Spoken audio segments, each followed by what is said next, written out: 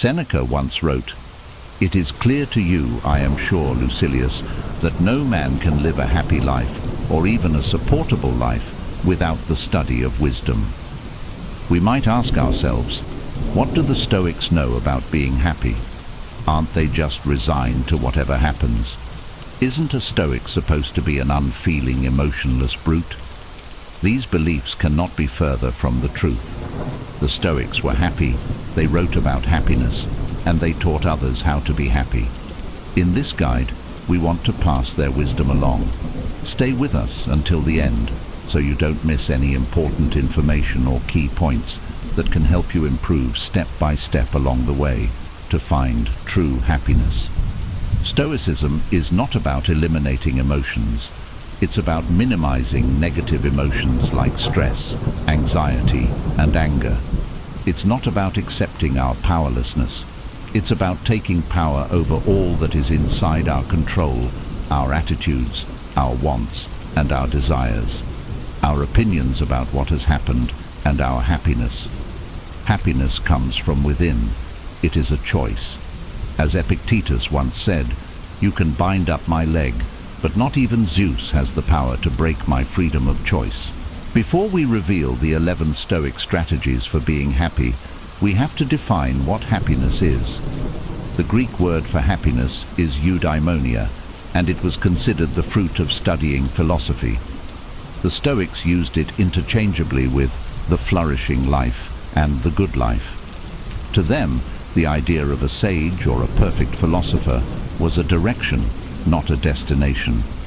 It was on the journey in that direction that one experienced eudaimonia. As Donald Robertson writes in Stoicism and the Art of Happiness, the ideal sage is therefore godlike, a mortal having progressed so far that his wisdom and eudaimonia equal that of Zeus. The aspiring Stoic tries to make progress towards perfect wisdom by regularly contemplating the sage and emulating his thoughts and actions. The Stoics believed that the aim of life, the highest good, was to live virtuously. A life of virtue had the potential to bring personal happiness and fulfillment. It's the pursuit of virtue and good character that allows us to experience eudaimonia, happiness, flourishing, the good life. For the Stoic, therefore, happiness is the pursuit of virtue. When we aim to live virtuously, a happy life follows. Seneca once said, "It is not the man who has too little, but the man who craves more, that is poor." The sentence we often say to ourselves, "When I get what I want, I will be happy," is perhaps the most common of all human myths, more pervasive than the hero's journey, Icarus's flight too close to the sun, or the various origin stories shared across cultures. All of us tell ourselves some version of this myth to one degree or another.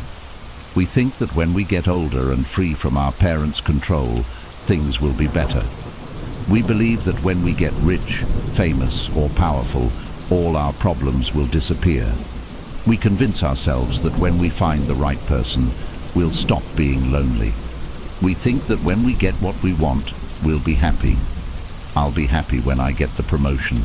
I'll be happy when I'm a millionaire, when this diet pays off, when I hit the bestseller list. Psychologists call this kind of thinking conditional happiness. Like the horizon, you can walk for miles and miles and never reach it. It's a collective delusion. As Epictetus said, it is quite impossible to unite happiness with a yearning for what we don't have. Happiness has all that it wants, and resembling the well-fed, there shouldn't be hunger or thirst. Recognize that yearning for something better or more in the future, and acknowledge it for what it is, the enemy of happiness. We have to choose. The two are not compatible. Seneca once said, "Trust me, real joy is a serious thing." Do you think someone can, in the charming expression, blithely dismiss death with an easy disposition? Or swing open the door to poverty, keep pleasures in check, or meditate on the endurance of suffering? The one who is comfortable with turning these thoughts over is truly full of joy, but hardly cheerful. It's exactly such a joy that I would wish for you to possess. for it will never run dry once you've laid claim to its source. We use terms like happy and joy casually. I'm overjoyed at the news. She's a joy to be around. I'm happy you're here. I'd be happy to help. It's a joyous occasion, and so on. However, none of these examples truly touches on genuine happiness and joy.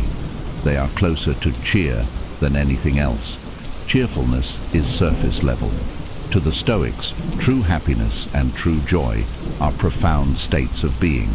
They reside deep within us and have little to do with smiles or laughter. When people say that the Stoics are dour or depressive, they're really missing the point.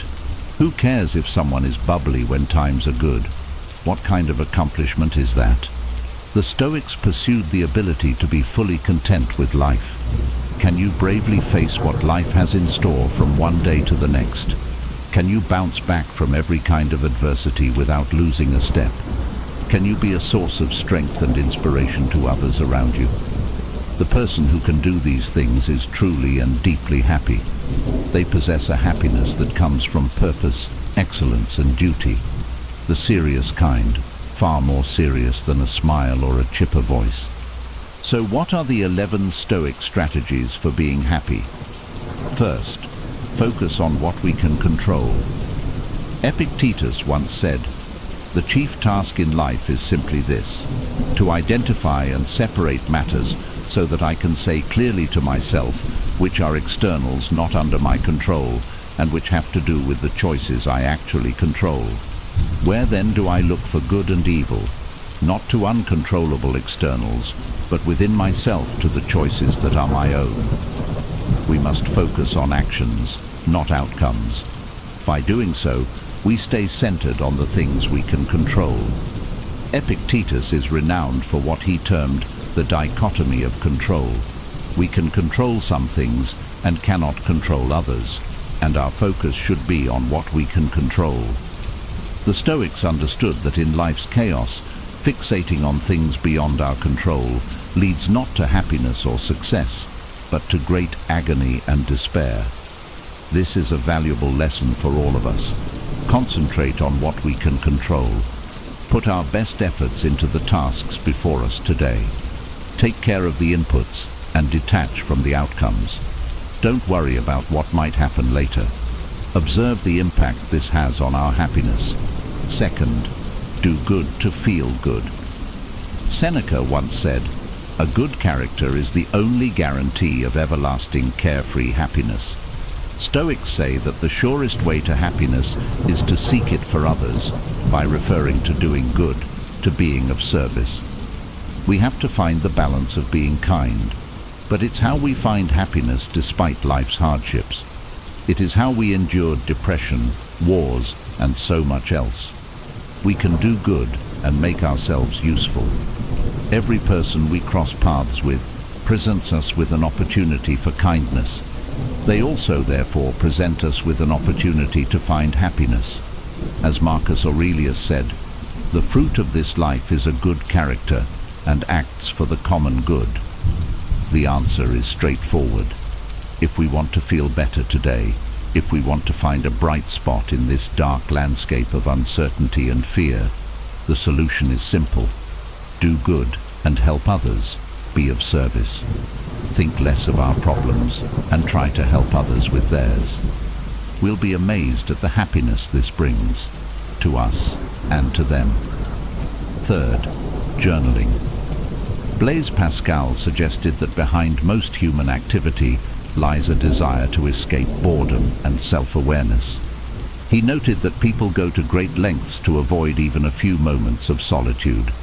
This tendency was evident even among those who seemingly had every reason to be happy and content. Pascal wrote, "A king is surrounded by people whose only thought is to divert him and stop him thinking about himself, because king though he is, he becomes unhappy as soon as he thinks about himself." This observation sheds light on Marcus Aurelius in an even more impressive manner. Marcus Aurelius was encircled by servants and flatterers, individuals seeking favors and those who feared him. He possessed boundless wealth alongside endless responsibilities. How did he manage these circumstances? Did he succumb to the allure of diversion and distraction offered by these blessings and curses? No. Instead, he deliberately carved out moments to sit quietly with his journals. He regularly examined his own thoughts, not out of egotism, but with a critical eye toward recognizing his own shortcomings. He questioned himself and the world around him. He steadfastly avoided distractions and resisted temptations. In his own era, people might have viewed him as somewhat austere. They likely wondered why he did not revel in the luxuries of wealth and power as his predecessors had. What they overlooked, and what is often overlooked today in our own comfortable lives, is that true happiness is not found in external possessions. It is discovered within oneself, in moments of stillness and quiet introspection with a journal. Fourth, take a walk. Seneca once said, "We should take wandering outdoor walks so that the mind might be nourished and refreshed by the open air and deep breathing." Seneca wasn't alone in extolling the benefits of walking as a method to refresh both mind and body. Philosophers throughout history have utilized walking as a means to contemplate and gain perspective, whether in the mornings, afternoons, or at sunset. For instance, the renowned Greek philosopher Aristotle delivered his lectures while strolling around his school in Athens, with his students trailing behind. Nietzsche, too, reportedly spent up to 8 hours a day walking with a notebook and pencil in hand. Walking not only provides an opportunity to rejuvenate the mind and body, but also offers several additional benefits. It reduces stress and anxiety. Physical activity like walking releases endorphins that can alleviate stress hormones and combat mild depression. According to research published in the Journal of Neuroscience, physical activities such as walking reorganize the brain to enhance its ability to cope with stress and anxiety. Studies at New Mexico Highlands University have shown that the impact of our footsteps can boost blood supply to the brain. Researchers at Stanford University have found that walkers perform better on tests measuring creative divergent thinking both during and after their walks. A 20-year study revealed that walking 5 miles a week can help protect the brains of individuals affected by Alzheimer's disease. When we are stressed or overwhelmed, take a walk and see what it does for our happiness. Fifth, do less but better. If you seek tranquility, do less, which brings a double satisfaction: to do less, better, because most of what we say and do is not essential. If you can eliminate it, you'll have more time and more tranquility. It's worth noting that these words come from Marcus Aurelius, a man burdened with numerous obligations and responsibilities. His insight remains pertinent. Apply this wisdom today and every day. A significant portion of our perceived obligations are non-essential. We often engage in them out of habit, guilt, laziness, or excessive ambition. And then we question why our efforts falter, why our passion wanes. Deep down, we know these tasks lack purpose. Yet, by reducing the non-essential, we can focus more effectively on what truly matters. In doing so, we can experience the tranquility Marcus Aurelius spoke of, a double satisfaction. Sixth, take the time to be grateful. The Stoic idea of the self-interested case for virtue, the idea that acting badly makes us feel bad, that whoever does wrong wrongs himself. But when we act virtuously, we get a little burst of happiness. By forcing ourselves to act gratefully, we became less grouchy. Ideally, gratitude should be a two-way street. It should give both parties a little dopamine boost. The word Epictetus uses the word Eucharistos for gratitude, means seeing what is actually occurring in each moment. He said, "It is easy to praise Providence for anything that may happen if you have two qualities: a complete view of what has actually happened in each instance and a sense of gratitude." In this way, Life events become more meaningful to us and everyone else involved because we are able to see each other for the first time. It's a good model for us to try in our lives. Take some time today to stop, take a step back, and get a complete view. Like that there are over 1,000 people involved in making our morning cup of coffee possible. There's a lot we take for granted. In every moment, there are limitless opportunities to say thanks. Take them. 7th, connect with others. Epictetus once said, "Just as it would not be a foot, don't you realize that in isolation you would not be a human being? Because what is a human being? Part of a community." The same thought multiple times appeared in the writings of Marcus Aurelius. The universe made rational creatures for the sake of each other, with an eye toward mutual benefit, based on true value, and never for harm. Human beings have been made for the sake of one another. Teach them or endure them. Meditate often on the interconnectedness and mutual interdependence of all things in the universe. For in a sense, all things are mutually woven together and therefore have an affinity for each other. For one thing follows after another, according to their tension of movement, their sympathetic stirrings, and the unity of all substance.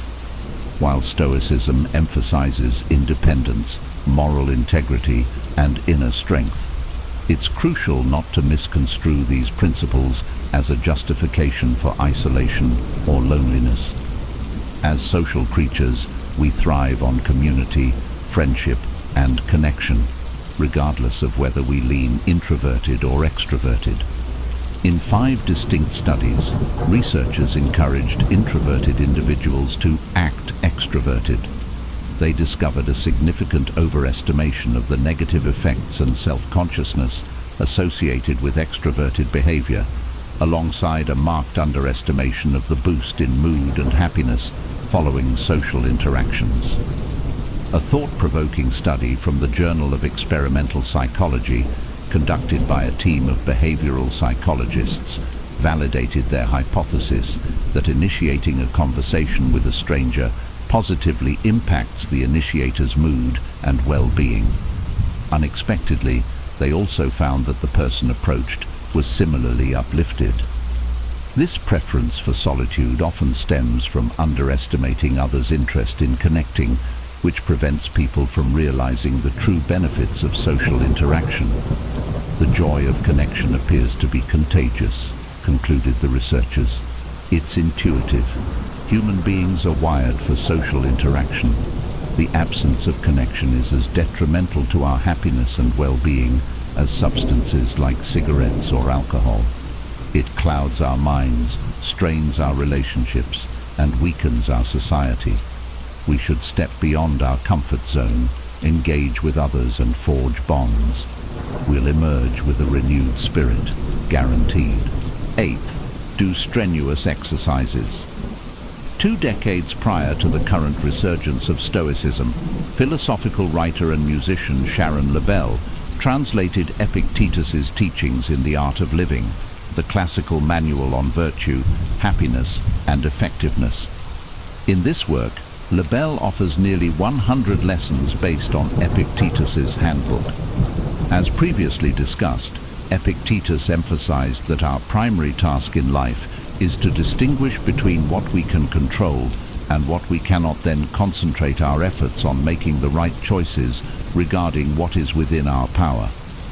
This process can often seem like a distinctly mental exercise, something that requires us to sit down, reflect, and focus our full attention inward. When we had the opportunity to speak with Sharon some time ago, we asked her if she had any effective exercises or strategies to help with this crucial task that Epictetus frequently mentioned. Interestingly, her advice was to engage in something physical. She said, "I get out of my head and into my body. I love Stoicism because it values logos, reason, the discerning mind. But I think our minds are often the wisest when we can settle them down to allow new, unsought answers in. I trust the answers that surface during or as a result of my daily yoga practice. Yoga helps me drop all the things I think I know already and be accessible to effortless imagination and intuition. It helps me to listen, to receive, to allow higher order insights in. I'm not trumpeting yoga per se. I think any daily practice that helps a person withdraw from the noise of everyday life so that wisdom's voice can be heard is valuable. It's different for different people. From the Historia Augusta, we learn that Marcus Aurelius enjoyed boxing, wrestling, running, and hunting. Epictetus also frequently emphasized the significance of physical strength, often referring to boxing and wrestling. Philosophers of the past were renowned for their habit of walking as much as reading, writing, or discussing ideas. Aristotle, for instance, would conduct his lectures while walking around his school in Athens, followed by his students. Nietzsche is said to have walked up to 8 hours a day, while Charles Darwin took 3 45-minute walks each day. These thinkers understood the value of balancing mental activity with physical movement. Walking, wrestling, boxing, swimming, running, yoga. All these activities help shift our focus from our minds to our bodies, promoting a happier state of being. Today and every day, we should remember to engage in physical activities to maintain this balance. 9th, laugh as much as possible. Seneca once said, "He who laughs has joy. The very soul must be happy and confident, lifted above every circumstance." We do know that expression, dying of laughter, or "I laughed so hard I almost died." It happened with one of the Stoics. Diogenes Laertius recorded the story that Chrysippus, one of history's most important Stoic thinkers, and the head of the Stoic school in Athens around 230 BC, died at the age of 73 during the 143rd Olympiad when he saw a donkey eating figs and yelled, "Now give the ass a drink of pure wine to wash down the figs." Diogenes continues, "And thereupon he laughed so heartily that he died." Despite their reputation as being serious and emotionless, the Stoics had a good sense of humor. Seneca wrote, "Whenever I wish to enjoy the quips of a clown, I am not compelled to hunt far. I can laugh at myself." The Stoics didn't have the science, but they had the intuition that what they said about laughter was true. It is indeed the best and cheapest medicine. It may seem obvious that laughter alleviates stress, but why does it happen? Laughter and humor activate the brain's emotional and reward centers by releasing endorphins. The euphoria you feel after a long run comes from endorphins, and the brain reacts similarly when you have a hearty laugh. Everyday stressful situations, even mundane ones like car troubles, can suppress the immune system, heightening the risk of illnesses and heart disease. However, a good laugh can prevent stress from building up and impacting the immune system, thus shielding us from disease. So, make time for laughter, today and every day. 10th, let go of worry, anxiety, and regret. Epictetus tells us the story of a Stoic philosopher named Agrippinus, who, during Nero's reign, was delivered some awful news one morning. He was exiled, effective immediately. Agrippinus's response: "Very well, we shall take our lunch in Aricia." That's how a Stoic responds. They shrug off the emotional weight of even the worst news. As we just talked about above, they have humor about it. They focus on what they can control, and they let go of everything outside of it. Research published in Science magazine by neuroscientist Stephanie Brasson and her colleagues highlights the healing power of revealing small worries or anxieties. Their study, titled "Don't Look Back in Anger: Responsiveness to Missed Chances in Successful and Non-Successful Aging," demonstrates that minimizing regrets as we age leads to greater contentment and happiness. The study also indicates that clinging to regrets makes us more likely to engage in aggressive and risky behaviors in the future. Thus, The healthiest and happiest individuals are those who acknowledge their regrets and then make the choice to let them go. 11th, realize we have everything we need. We often believe that happiness requires a lot. We think we need piles of money, power, fame, or that certain person to marry us. We feel a constant need for more. There are endless things we think we must have. Yet deep down, we know this isn't true. We've seen others acquire these things and found it brings no lasting happiness. We've tasted these things ourselves and discovered they aren't what we expected. Marcus Aurelius wrote, "Very little is needed to make a happy life. It is all within yourself, in your way of thinking." Similarly, Seneca noted that the problem isn't how little we have, but our constant desire for more. Today, we must realize that we already possess everything needed for happiness.